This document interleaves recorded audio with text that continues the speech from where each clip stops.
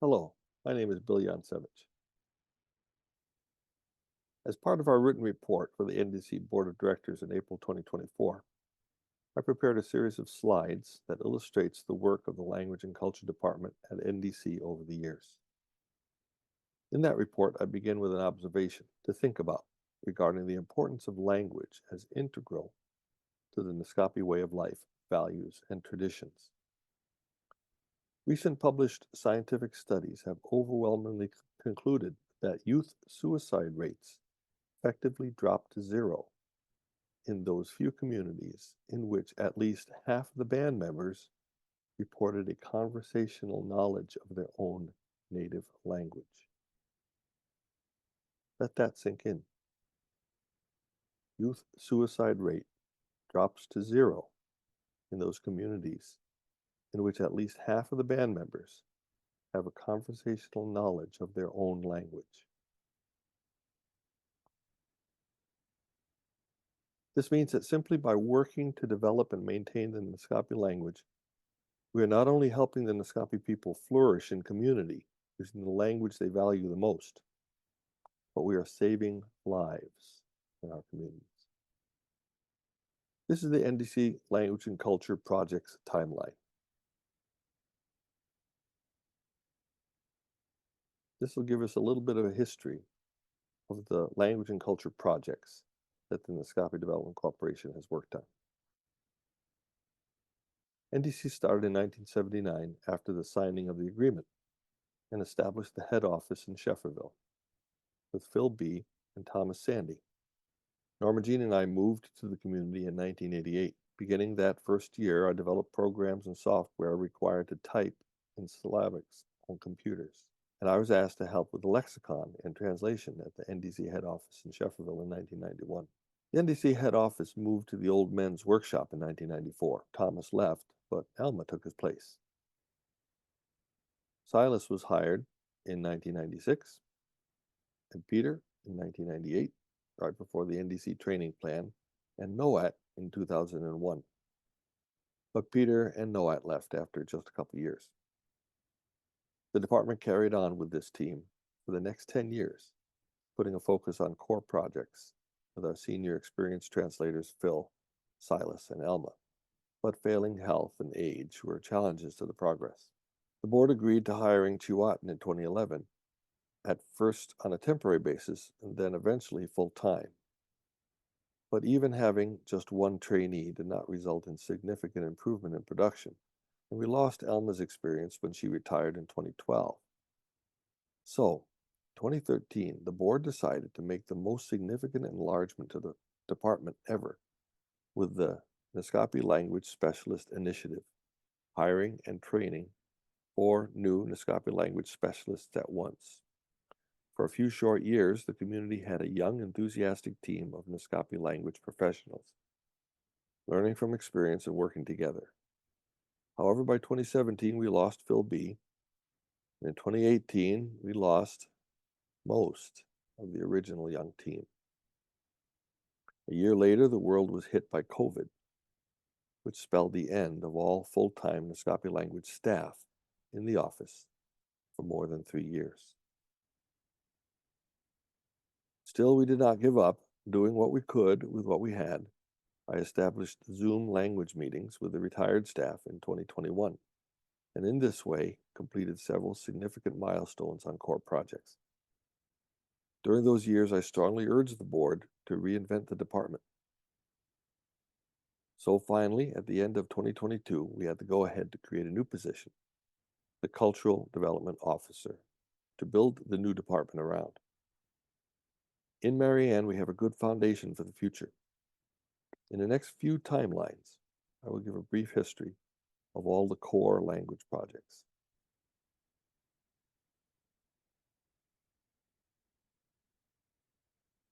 The Naskapi Lexicon Dictionary Project began before the NDC existed, with lists of words from Agnes Mackenzie at the school. Margaret Mackenzie was invited to be involved because of her experience editing the James Bay Cree Dictionary. Lists and note cards were keyboarded into a mainframe computer at Memorial University in Newfoundland in 1985. In 1980, when Margaret Mackenzie came to work on the project, Agnes also provided the Naskapi equivalents for many words from the Eastern James Bay Cree lexicon, which was just being completed at that time. Lana Martins, a linguist associated with SIL International, was working in Shefferville at the time. She agreed to assist the further compilation of the lexicon. This involved transcribing and filling in each word on a 3x5 slip of paper, and keeping these slips in order as words were added. These slips of paper were proofread, corrected, copied, and sent off to Memorial University, where the equally long and tedious process of keyboarding them into a mainframe computer took place for storage, sorting, and retrieval. The preliminary checking edition was printed in 1990, and I read through the entire dictionary with Joe Guanish in 1992, and I assisted the department in getting it ready for publication. We set up the Naskapi lexicon database on NDC computers in Shefferville. We printed the first ever trilingual dictionary in a Canadian Indigenous language in 1994. There were 500 copies printed and distributed. When the print version was appreciated and held in high esteem by speakers, serious speakers of the language, and young speakers and researchers all preferred to access the lexical database on computers. The Toolbox program, formerly called Shoebox, set up by SIL for dictionary work. It was used by several related languages and their resource people to maintain their lexical database. I transitioned the computer database onto NDC computers for regular work use by the department. In the years that followed, this Naskapi lexicon was used throughout the community and the school, and was a resource for other NDC core projects. In 2003, the National Library of Canada selected the Naskapi dictionary to be placed on their government website to provide online access. The Naskapi community was contacted by the National Library, offering to host this interactive trilingual version of the Naskapi lexicon on their website. They put their own website database team on the project, and they contracted a graphic designer. In August 2003, the site was launched by the National Library of Canada with some fanfare. However, over the years, the National Library of Canada, which now called themselves Library and Archives Canada, performed a new visual branding update, but removed some useful features, including the ability to search in Naskapi for a word. Then in 2013, Library and Archives Canada sent the Naskapi community an email explaining that they would simply archive the database and no longer update it or maintain it. This archived version came with a stark warning that it was now static. And not long after this, in 2014, National Library and Archives Canada sent the Naskapi community another email explaining that they were taking down the Naskapi dictionary page. This was a very discouraging disappointment. In 2012, NDC partnered with the school to produce a topical student dictionary called the Naskapi Resource Book. Very fortunately, it was about that time that our department enrolled NDC as a founding member of the Algonquian Dictionaries Project, providing even better support than the Canadian government website ever did. Which is a good thing, because in 2014, the Canadian government canceled support for the Naskapi online dictionary. As a collaborating language community in the Algonquian Dictionaries Project, we are grateful that the online lexical database can be hosted by the Linguistic Atlas page. This relationship continues to the present day, and I'll put the web address for the online dictionary in the notes. By 2015, 21 years after publication, the Naskapi lexicon was out of print, and new copies are no longer available. Our department had been making plans for an expanded and revised second edition. But then COVID-19 pandemic hit, and NDC found itself without any Naskapi language department staff for more than 3 years. We established weekly Zoom meetings to engage the retired Naskapi language specialists, and we put many hours of work updating the lexicon database. And in 2024, 30 years after the first edition, we are just about ready to publish the new expanded and updated second edition in Naskapi and English.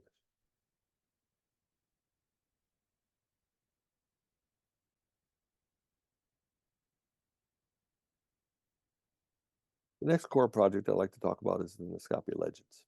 The Naskapi Legends and Stories project was really started long before NDC existed, with the traditional oral stories that have been handed down for generations. Anthropologists recorded speakers of several indigenous languages in Quebec, including John Piasatut in 1967 and 1968. These tapes were placed with the NDC in the 1980s for safekeeping and archiving.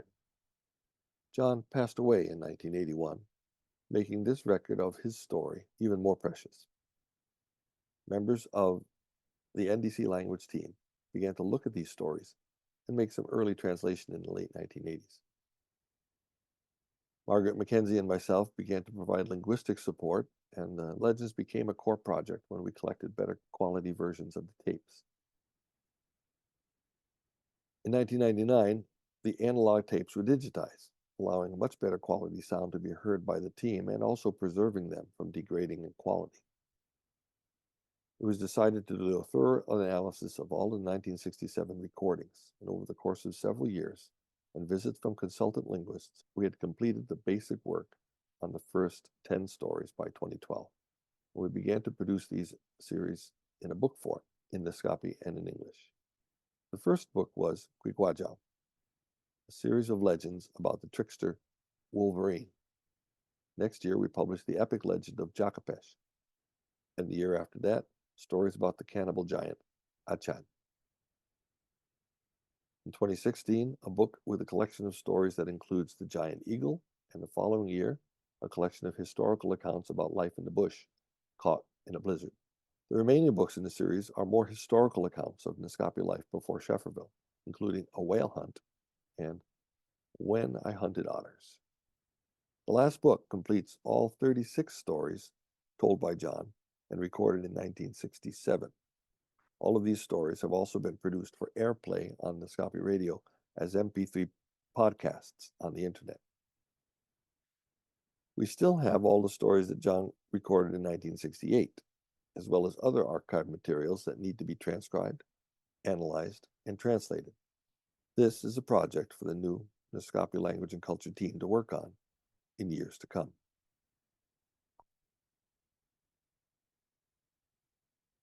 In the 1970s and 1980s, Lana Martins and Carol Chase were invited to come and help the community translate the Bible into Naskapi, but they were unable to continue because of health reasons. The leadership of the Naskapi community, both the Band Council and the NDC Board, welcomed myself and Norma Jean and our family into the community in 1988 to begin this project anew. But before this, the only Bible portions used in Kawawa were all in Cree. So the NDC head office in Shefferville sponsored the first Naskapi translation workshop in 1992. When George Gwanish, the regular translator at the band office, became temporarily unavailable to work with me at NDC in 1994, he applied what he learned at the workshop, and the NDC published the first books ever in the Naskapi language, 4 books in the Walking with Jesus series. After this, George went back to work at the band office. And Silas joined us to work on Genesis in 1996. Peter joined us to work on Exodus in 1998. The elders and the translation committee decided to shift focus to the New Testament in the year 2000. All this time, we worked with the Naskapi Church, translating Sunday readings each week as bulletins. The community elders strongly supported this work by being involved in all areas of checking and review. The Naskapi New Testament was co-published by the Canadian Bible Society and the NDC in 2007. Those Sunday readings were published in book form in 2012. And these were used each week in the Kawawa Church and in Naskapi homes. About this time, we also completed the rest of the Walking with Jesus series.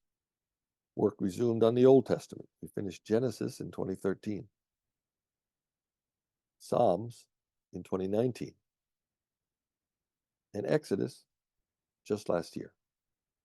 The community is committed to completing this project, and work continues each week while the community members eagerly await the next publications. Each published book is also produced in audio as Naskapi radio programs and are available on the internet as podcasts and read-alongs. Naskapi toponymy, maps and names of places in Naskapi territory, is an important project for both language and land sovereignty in the territory. In the years before 1990, the Quebec Commission de Toponymie worked with First Nations communities to document the place names used by Indigenous people in the province.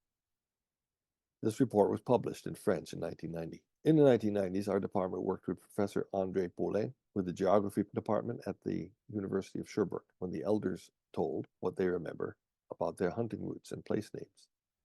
These were printed on a map of the territory in 1999 in Naskapi and in English. Then, between 2003 and 2006, the NDC Language Department staff went through the list of more than 500 Naskapi place names to translate their meanings and verify their positions on the maps.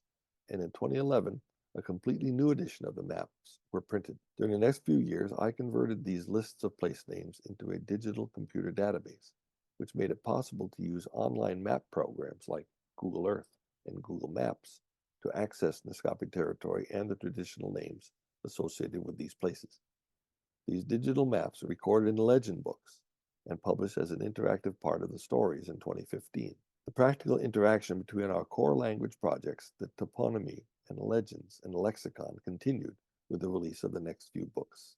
Late in 2021, we reestablished our partnership between the NDC and the Quebec Commission de Toponymie, and Naskapi place names were added to the Commission's online map, along with several other First Nation territories in Quebec. And between 2022 and 2023, 121 additional Naskapi names have been added and made official in Quebec. Our collaboration between the NDC and the Commission has made it possible to increase the number of official place names in Naskapi in Quebec by 50%. Alongside the other long-term core language projects that the department is engaged in, there are always a number of projects that the NDC has had the opportunity to work on. This is just a partial list and doesn't include other activities that form the routine and mandate of the department over the years, such as the administrative translation of notices and minutes, archiving of historical Naskapi texts and photographs, and the routine interaction with Naskapi knowledge keepers and elders. The Institut National de la Recherche Scientifique, INRS, under the supervision of Carol Levesque, worked with NDC and interviewed elders to create a history of the Fort Mackenzie period, highlighting Naskapi culture and practice. This was finished in 1996. In the 1990s, Joe Guanish worked at the school, producing dozens of detailed illustrations of Naskapi traditional skills and knowledge. The NDC staff started a project to work with him and translate these and convert them into book form, starting in 1997. The INRS had another project in partnership with the NDC to document traditional use of local plants. In our partnership with the Algonquian Linguistic Atlas and the Algonquian Dictionaries Project, we produced the Naskapi Conversation Manual with topical lessons for learning to speak Naskapi. In our partnership with the Sajidoon Child Care Center, we produced a series of excellent quality children's books in Naskapi in 2010. In 2011, we worked with the curriculum department at Jimmy Sandy School to create the Naskapi Resource Book, a topical dictionary of Naskapi words. The unpublished Alan Cook 1976 draft of A History of the Naskapis of Shefferville was revised, expanded, and published by our linguistic staff in 2012. In 2013, Grammar Enhanced by Literacy, containing a proven and researched pedagogy and curriculum for teaching Naskapi adults how to read, was published as a master's thesis by our linguistic staff. This still forms the framework for learning to read Naskapi for Naskapi adults. We are part of a language family, and in response to the need for training our own staff and other First Nations language departments across the Algonquian family, we've been engaged with the annual First Nations Translator Workshop each year, held in Guelph, Ontario.